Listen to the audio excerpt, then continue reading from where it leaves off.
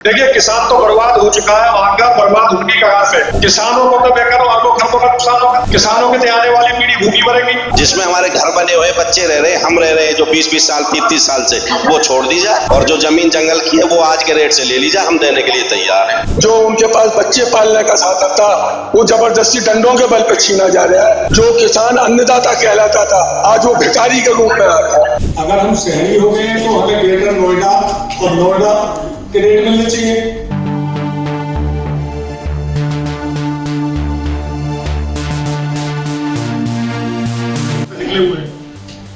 जो हमारी माँ है वो इसको ले जा रहे हैं, तो हम पे है क्या? फैक्ट्री हमारे यहाँ बनाना चाह रहे हैं तो उसमें नौकरी दें हमें। एयरपोर्ट वहाँ हमारे यहाँ बना, हमें नौकरी दें उसमें। मैं ये आपसे सवाल करना चाहती हूँ। हम रात को सोए उधर पता लगा हम शहरी हो गए।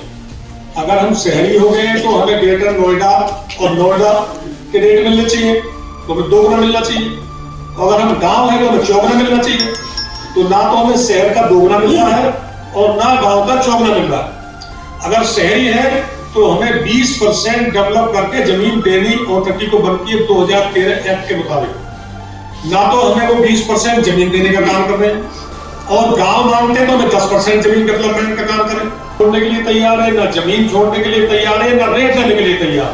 आज 12 तारीख को 12 दिसंबर को जो प्रेस क्लब ऑफ इंडिया में इन किसानों ने की है, किसान कल्याण परिषद के तत्वाधान में, और ये 25 गांव के जो किसान ये आए हैं, किसान पीड़ित हैं।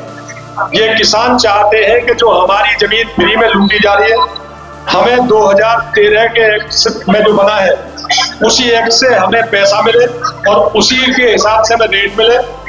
और अगर हम गांव के मानती है अथॉरिटी या सरकार जो हमें लूटने का काम कर रही है और ये पूंजीपतियों के दबाव में ये जमीन हमसे 3100 रुपए मीटर लेकर ये 1-1 लाख रुपए मीटर तक बेच रही है, 3-3 लाख रुपए मीटर तक बेच रही है यमुना अथॉरिटी है, ग्रेटर नोएडा अथॉरिटी। तो ये किसानों को लूटने का जो काम कर रही है, नुकसान होने वाला है किसान। देखिए, किसान तो बर्बाद हो चुका है, आगे बर्बाद होने की कगार पे। अगर उसकी नहीं सुनी गई, अब जो अथॉरिटी एक नया प्रोपगेंडा ले आई है कि वो धारा लगा के जमीन ले रही है, उसमें प्लाट भी किसान को नहीं दिया जा रहा जो उसका अधिकार है 10% का, तो उसको भी अथॉरिटी 10% प्लाट देने का काम नहीं कर रही है, उसे भी हड़पने के चक्कर में। सरकार किसानों को कितने पैसे का नुकसान होगा? किसानों को तो बेकार अरबों खरबों का नुकसान होगा। किसानों के आने वाली पीढ़ी भूखी मरेगी। और मैं ये कहना चाहता हूँ जी, और कितने किसान और किसान परिवार इससे प्रभावित है? मैं कह रहा हूँ 50 गाँव प्रभावित है, कम से कम 50 गाँव प्रभावित है। क्या नाम हुआ आपका? सुरेश शर्मा, कौन से गांव से आए आप? मिर्जापुर से। अच्छा, ये बताइए, एयरपोर्ट को लेकर लगातार किसान जो है परेशान जूझ रहा है, क्या हो सकता है कि आज की प्रेस कॉन्फ्रेंस से कितना असर पड़ेगा सरकार पर? ये तो सरकार ही बता पाएगी कि क्या किसानों की सुनेगी। आपके माध्यम से, कोर्ट के माध्यम से सरकार ने सुनी नहीं है। कोर्ट में तो हमारी सुनी नहीं हुई। हाई कोर्ट, सुप्रीम कोर्ट में किसानों को हरा दिया गया है।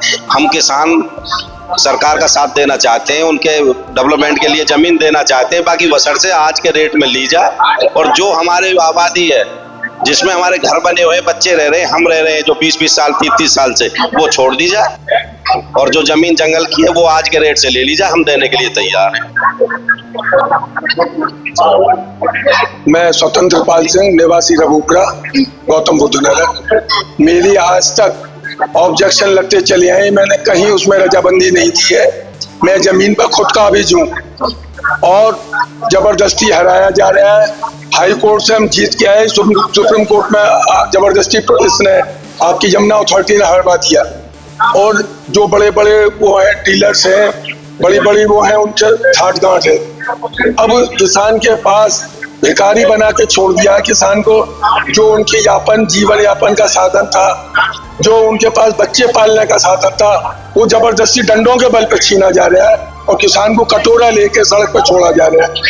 जो किसान अन्नदाता कहलाता था आज वो भिखारी के रूप में आ रहा है।